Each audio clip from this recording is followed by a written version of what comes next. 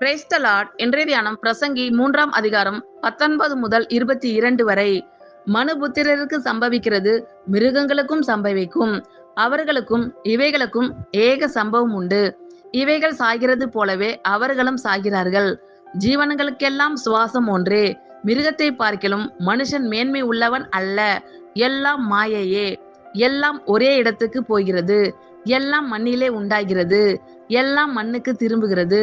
உயர ஏறும் மனுஷனுடைய ஆவியையும் தாழ பூமியில் இறங்கும் மிருகங்களுடைய ஆவியையும் அறிகிறவன் யார்? இப்படி இருக்கிறபடியால் மனுஷன் தன் செய்கைகளில் மகிழ்ச்சியாய் இருக்கும் நன்மையையே அல்லாமல் வேறே நன்மை இல்லை என்று கண்டேன். இதுவே அவன் பங்கு. தனக்கு பின்வரும் காரியங்களை காணும்படிக்கு அவனை திரும்பி வர பண்ணுகிறவன் யார்?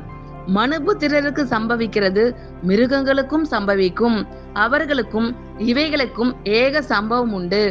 இவைகள் சாகிறது போலவே அவர்களும் சாகிறார்கள். ஜீவன்களுக்கெல்லாம் சுவாசம் ஒன்றே, மிருகத்தை பார்க்கிலும் மனுஷன் மேன்மை உள்ளவன் அல்ல.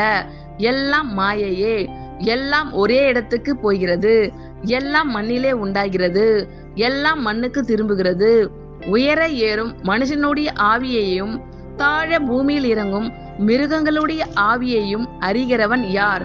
இப்படி இருக்கிறபடியால் மனுஷன் தன் செய்கைகளில் மகிழ்ச்சியாய் இருக்கும் நன்மையையே அல்லாமல் வேறே நன்மை இல்லை என்று கண்டேன்.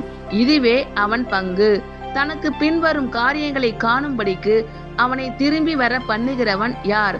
ஆமேன். கர்த்தர் உங்கள் அனைவரையும் ஆசீர்வதிப்பாராக. God bless you all.